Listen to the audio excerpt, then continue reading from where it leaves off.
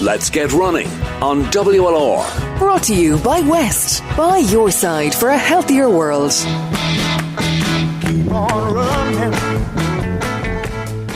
we're on episode 3 of Let's Get Running on WLR, which is a podcast that is taking me, Teresanne O'Reilly, out of the studio where I'm usually doing the drive home playing a ton of music. But for the next couple of weeks, we are looking at running and getting running.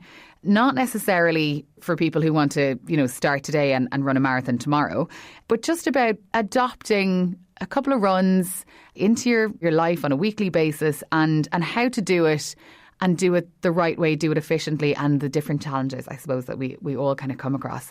If at any stage while you're listening to this podcast you have any questions, please don't be afraid to reach out. You can get us on Twitter, Instagram, Facebook. We're at WLRFM. I'm at T for Teresanne, and I'll link that in the podcast as well. But today we're going to be looking at useful tips to prevent injury.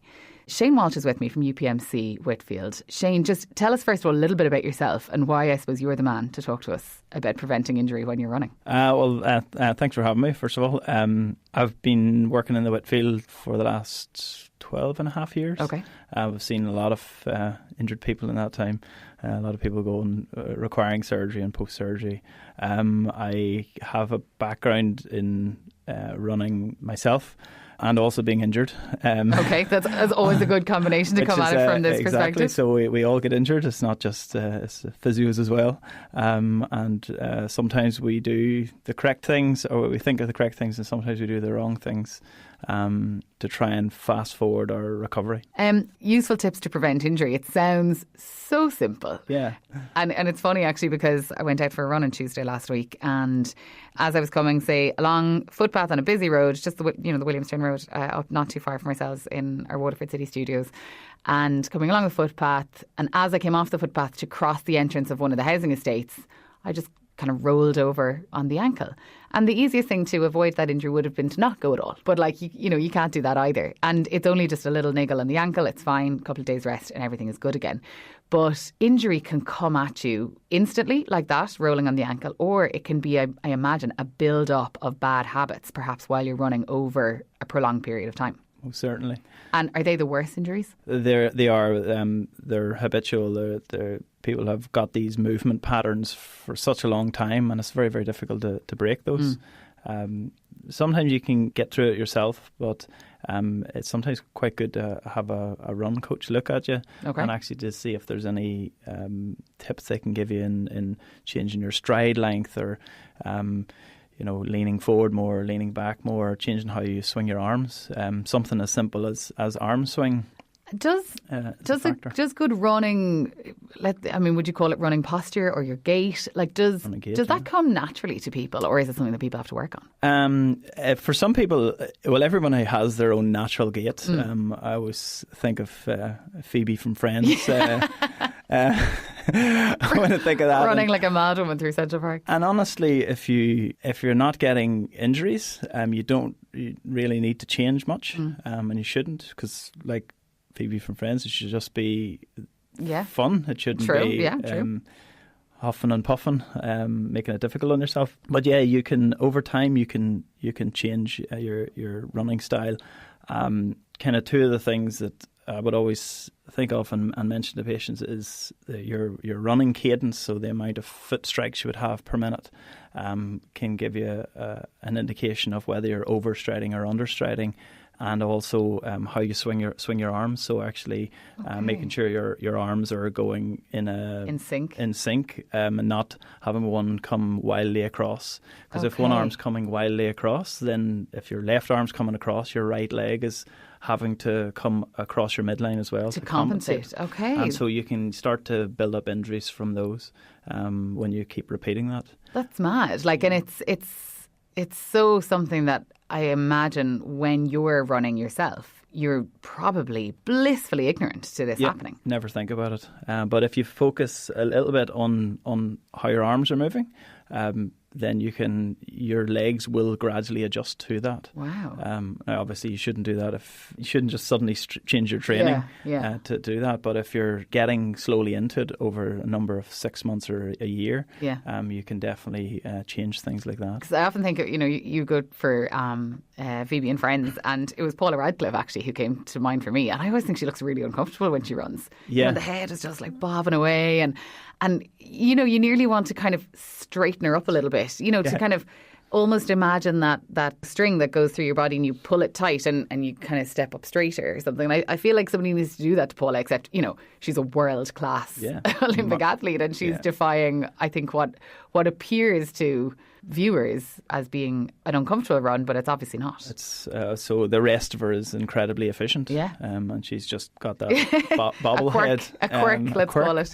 Can you touch on cadence for me, right? Because this is actually something that, for two reasons, I'm kind of curious about. So first of all, using my Garmin Forerunner, one of the stats that it gives me afterwards is my cadence, but I kind of never really know how to judge it. I don't know, if I have a high cadence, is that good? Or a low cadence, is that bad? Or whatever. And then also, as a teenager and a young adult, when I used to run a high enough standard, like on the fringes of making the Irish international team, injury dependent, as a sprinter. And, sprint hurdler primarily, but also a relay. And my stride length was always an issue. Okay. Because it was way too short, and I'm quite tall, and I was quite tall even as a teenager, and it was just something that, like, my coaches, they just could not improve my stride length. Okay. And over a period of 100 meters, I would take 10% more strides than my competitors. Yes. And they were like, if you can increase your stride length by an inch, you could have 100 inches on people at the end of the race. Which makes perfect sense. Yeah. But it just couldn't be done, no matter what training I did. And, they tried all the old-fashioned techniques of weights around the ankles and painting the soles of my feet as I was coming out of the blocks to measure the distance, and nothing was happening. And cadence, it's just always been something that's kind of fascinated me because, ever since then I don't do anything competitively other than just competing with myself. But I don't know how to judge cadence, and I don't know how would people know if their stride length is too long or too short, and how do they work on correcting it? Generally, sprinting would be very different. There are studies done where they've looked at runners of all categories, from 800 metres all the way through to marathon, and the common feature is that most people are in and around 180 foot strikes a minute. Okay. Now, you can increase or decrease that depending on your own cardiovascular fitness as well, and your capacity. Okay. So generally, the higher the cadence, the higher the turnover, the lighter your landing. Okay. And therefore, the quicker you're taking off, but the less likely you're going to potentially get injuries as well. Sometimes you can over-focus on striding longer, when in actual fact your capacity might be that you're more efficient by taking shorter strides. Yeah. But that's for the shorter distances. But when it comes to certainly 5K upwards, most people will fit into that category. There might be a few steps here or there, either side. It's mad, isn't it? It's just I suppose it's a funny way of measuring, because at the end of the day, your foot strides per minute obviously looks at efficiency, but ultimately the distance of your stride really will dictate how far you can go over however long you're running for. Exactly. But you'll see people. You'll see some people who are very tall and some people are very very small. They will have a similar cadence. Totally. So I run with Roisin here in WLR, who also happens to be the event coordinator for the WLR Waterford Viking Marathon, and she, I probably have 6 inches in height on her, but the two of us run quite comfortably together, and on a very regular occasion Ollie Carroll from the Big Breakfast Blah will join us, and he's got 6 inches on me, so at full foot now. I also think Ollie is like a superman, so Ollie could probably run 7 times faster than Roisin and I, and just to be sound, he just trots along beside us, but Roisin and I think would be quite comparable, I suppose, in our general ability to go out and do a couple of times a week. But it's funny because there is that quite distinctive height difference between us. And I'm no more faster than her, you know, for having like a longer legs and a taller body. Like, so there's probably only a few steps a minute between you. So one might be, you might be 172,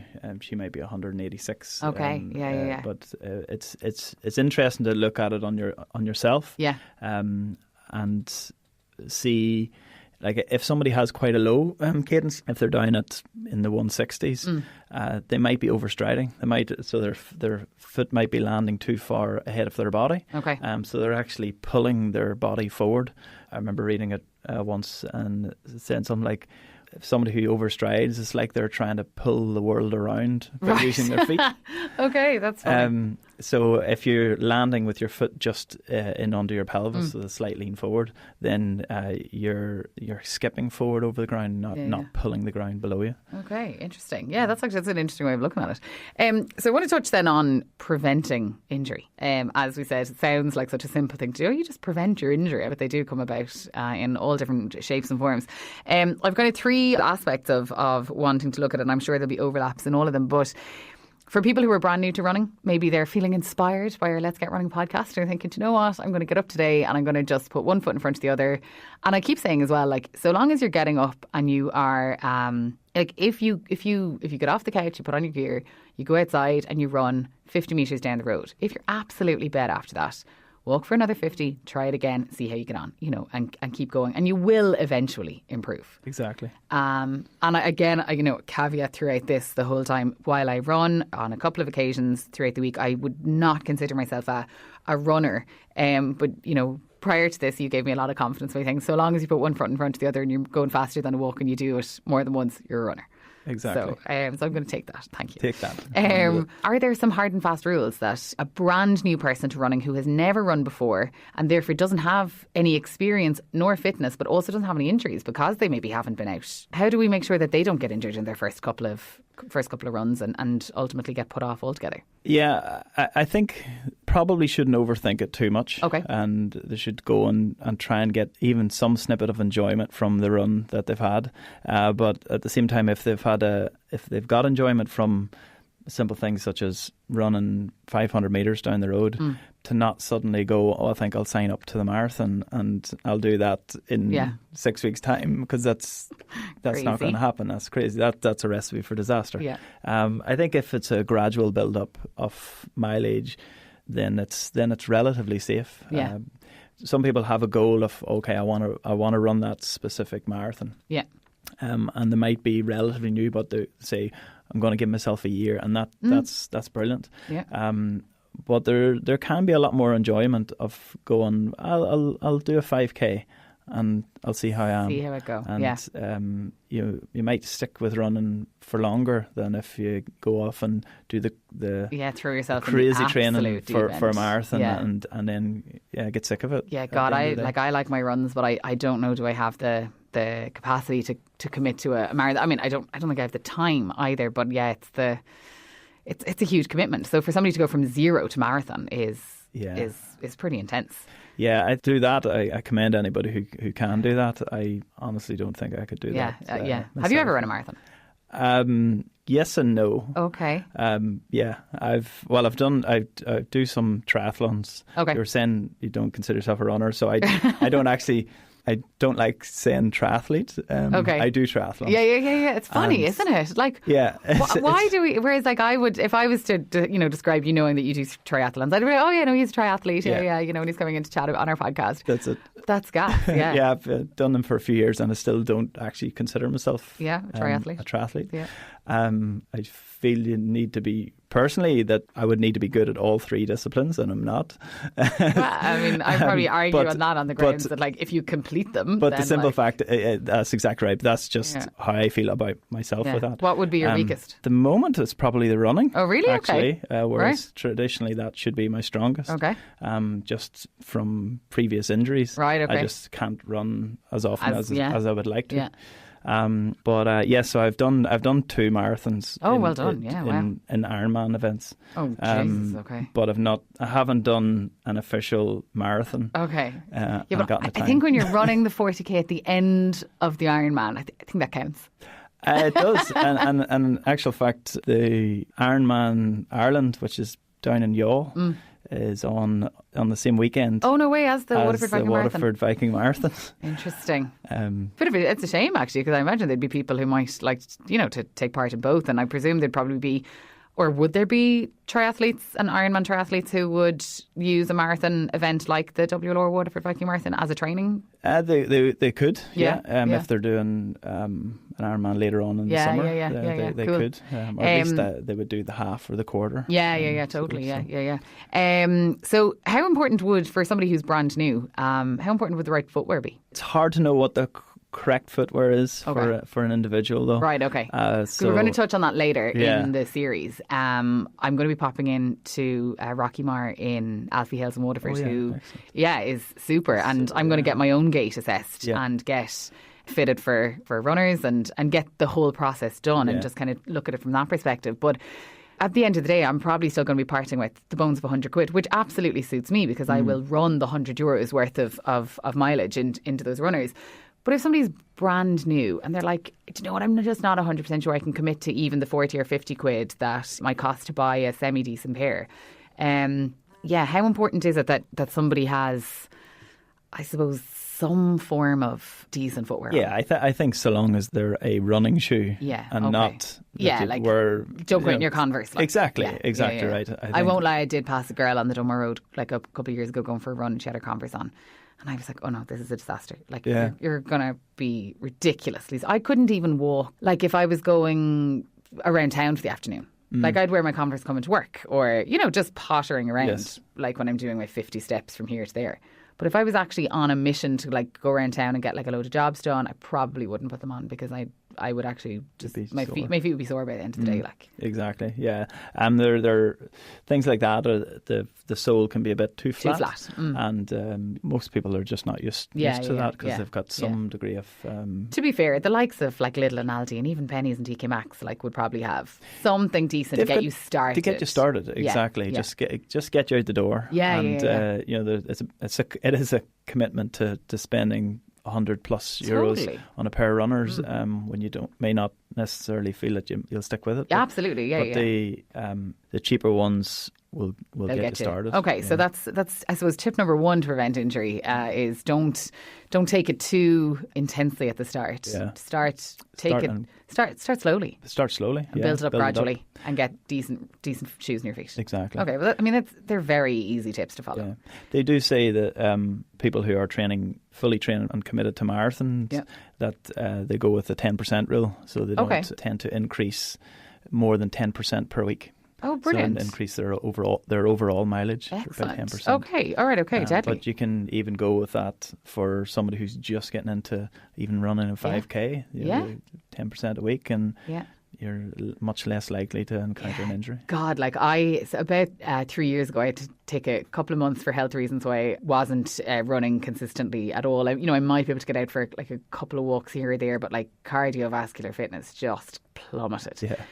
And I think it was the 27th of July. I just kind of remember the date for like no apparent reason. But it was the middle of the summer and it was a hot Saturday afternoon at like, midday. And I decided I'm going for my first run and I'm just going to get this out of the way. And I came out of my house and now when I say I got about 300 metres down the road and I was like, I hadn't had that intense feeling of inability in years. And I was like, oh my God, I am back to zero. Absolutely back to zero. I imagine I'm not the only person who's ever done this as well. I had to stop and just take a breath. And then there was like people coming towards me and I was like, oh my God, they're going to think I'm so unfit because they know that I live up there and they're going to be like, why is she stopped already? I was like, just stretch, just do some stretches and pretend like you're just out and you're like just about to start and you're definitely going to go and do like a handy 5K, And I was like, just keep doing a little run, walk. And like, you get back into the house and I was so glad that I did it, regardless of how horrific I felt doing it. I was like, right, I'm glad I did it. And then like that, you just build it up gradually. And you'll get there eventually. The first few are tough. Yeah. Whether you're starting like that from zero, having never run before, or you're starting from zero, having had fitness before. That was, I think, the most frustrating thing for me is that I was like, I've lost everything that I had built up to prior to that. If you are somebody who has had fitness before, whether it's through running, through maybe playing a team sport, field sport, swimming, whatever, triathletes, and through whatever reason have lost fitness and are coming back to it, but maybe you're coming back to it after an injury, or somebody who, you know, has been put out of, let's take, for example, a GAA player who gets injured and doesn't play to the level that they have played anymore, but they want to maintain fitness and they want to kind of transition from playing a field sport into running. But they've got a bit of an injury to kind of manage along the way. Are there kind of hard and fast rules that they can take to make sure that they don't, you know, reignite the injury or damage it further? Or, I mean, how do they go about it? Yeah, the people who have, particularly people who have been used to team sports, they would have a huge competitive streak usually, and so they can go into it way too strong at the start, and you know, they've got that general fitness from playing their team sport, and then they go off and they'll do a 5K and they'll do it pretty okay. Yeah. They'll usually do a decent time and they'll be happy with themselves. So they're the ones that suddenly go, right, I'm doing a marathon next week. And they're really the ones to watch out for. But yeah, anybody who's had a previous injury, so be lots of people who would get hip injuries or like cruciate ligament reconstructions, and although they're able to get back and play their team sport for as long as they need to, that might start the twisting and turning on those joints can start to play at them. Once they take up the running side of things, then you should still do some stretches and slowly warm up to make sure those injuries don't cause them any issues. Yeah, I think people think that running is just as simple as putting one foot in front of the other. And if you've come from playing a team sport, whether, you know, you're like a footballer or a hurler, or you've been playing camogie, or, you know, whatever it is you've been doing, you kind of think, well, I've been running all my life. I've just been running in like a variety of directions around the pitch, you know, while, you know, balancing a slitter on your hurley, you know, like, so I think people think then maybe, of course I'm going to be able to run. Like, this is ridiculous. So, you know, there's no reason I would need a running coach or whatever. But is it something that people should consider? Like, if they are transitioning from field sport to, you know, road running, that perhaps getting a coach to teach them about reasons to pace yourself and not to be overly competitive. Exactly, or at least you're literally saying things. I'm like, nodding. Yeah, I can relate to that. At least get involved with another group, because it's a very difficult transition for somebody going from team sports where they're used to the crack of everybody around you, to be in running's a very individual sport. But if you do it along with other people, then it can be hugely enjoyable, and there can be just as much crack. They go from constantly twisting and turning in their sports to just straight line running, and actually it sounds so boring when you put it like that. Sounds so boring, but what tends to happen is you kind of get into this narrow window of just moving in that linear pattern, of keeping everything tucked in and arms tucked in and legs tucked in, and the muscles and surrounding the joints can actually become stiffer and stiffer and stiffer. So actually when you're playing the team sports and twisting and turning, you're keeping those actually loose and supple, and then you're narrowing that in and you're getting stiffer. And so if there is an underlying joint problem, well, then you're putting more pressure on particular parts of the joint. You know, so like you meet all these people who say, oh, you shouldn't run on the road. Road running is bad for you. I think the issue with road running is that there's no change of pattern. So you get out onto the road, it's relatively flat. You have the same step length for every single step for thousands of steps in a row. And so you're always landing on the same points. Whereas if you occasionally have a run where you're on the beach or through the woods or on grass, through the woods is perfect. You have to take a longer step to get, you know, over a puddle. You have to take a higher step to get over a tree root. You know, and so you're using the different muscles a little bit better. You know, save the road running for the race day, for the race day, or for the training for the race day, for the faster runs that you're trying to build up that extra fitness. But for the longer kind of slower stuff, go somewhere that's got a bit of scenery and it's a bit more enjoyable, like up the Manon or something, exactly, or like down to the sand dunes of Tramore, or any of those places. Okay, that's really interesting. I would never have thought that the going from the twisting and turning on the pitch to the straight running could actually have injury effects because of the quite drastic change in movement. Exactly. God, yeah, that's really interesting. So, yeah, we had somebody before they were actually quite a good runner, and they had gone from playing hurling at quite a competitive level into the running.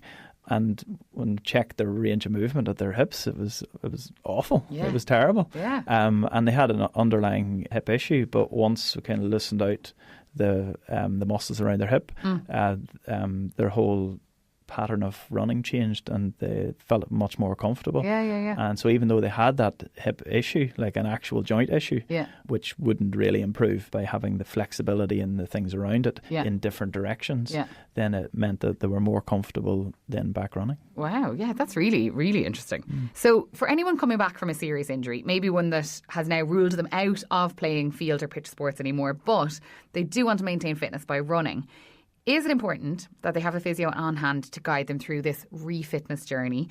Or is it okay that once their rehab is done, they can plough on, hit the roads and get cracking? Yeah, if you've transitioned through the recovery of likes of a cruciate ligament, if you've gone through the 6 to 9 months recovery period, then after that you should nearly be able to go off and do whatever you like. Yeah. Like whatever you like. Yeah. Wakeboarding, skiing, whatever.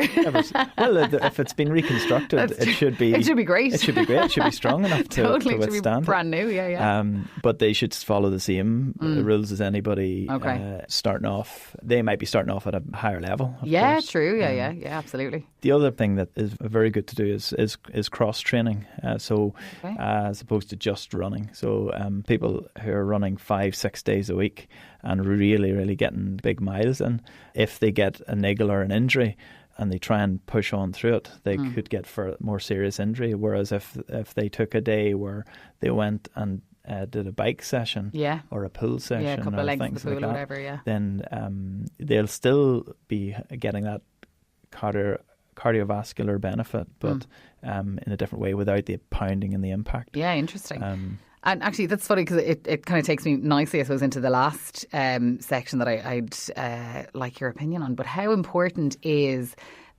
getting that combination, that balance of physical strength and muscular strength with your cardiovascular and cardiorespiratory fitness when you're running? Because again, I'm sure there are plenty of runners out there who would hate to be in the gym lifting weights or would hate to be, doing a HIIT class.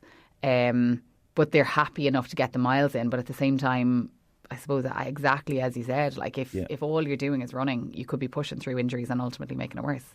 Yeah, there's certain muscles in particular that you're not using that much or as much when you're running. So the muscles on the inner and outer sides of the hips, the adductors and the abductors, the glutes, for example, get neglected, and it's been shown that by having a stronger balance of muscles, the joints move more effectively. The joint surfaces don't like shearing motions. Okay. So if there's a weakness in the front of the joint or back of the joint, then when you land, the joint could actually slide forward and actually start to wear down the surfaces. So you do that, you don't recover enough, and you go back to doing it again. Yeah. When you say about the strength, there is the other side of things, however, where if you build up sometimes too much muscle, then you're actually making your heart work harder to try and get blood to those muscles. Okay. So you don't want to suddenly do one or the other. You don't want to suddenly, you don't want to be... don't you a bodybuilder automatically say, I'm going to run. Yeah. And having done no cardio. But equally, somebody who's all cardio, who's just a runner or a cyclist, and going, I'm going to start lifting weights. And so the weights have to be appropriate for them. Yeah, like the little 2.5 kgs. Yeah, nice. Exactly. Yeah. If you ever saw me in the gym, which you never will, the weights I'd be lifting would be very small. I have to have somebody, and big shout out to Barry O'Connor and BFIT on this one, but I have to have somebody standing over me saying, lift it 10 times in this way, and then we're going to move to that one over there and you're going to do that 12 times and then we're going to repeat this 4 times over, I just don't get that thrill out of it that some people do. Yeah. And like that, they're never that heavy either, you know, and you're like, 2.5 kgs, I can totally do this. And then when you're on like, you know, fourth cycle of 12 reps and you've also interspersed it with other things, and all of a sudden that 2.5 kg seems like 250 kgs. Exactly. You know, it's ridiculous. But yes, it is important to try and have that balance and try and build up the strength, as well as now it might be that if somebody has had an injury that a particular muscle has a susceptibility of getting weaker anyway, and so they just need to concentrate a bit more on that one. And the same with stretching. So it's more important to get a warm up, as kind of the slow build of the jog.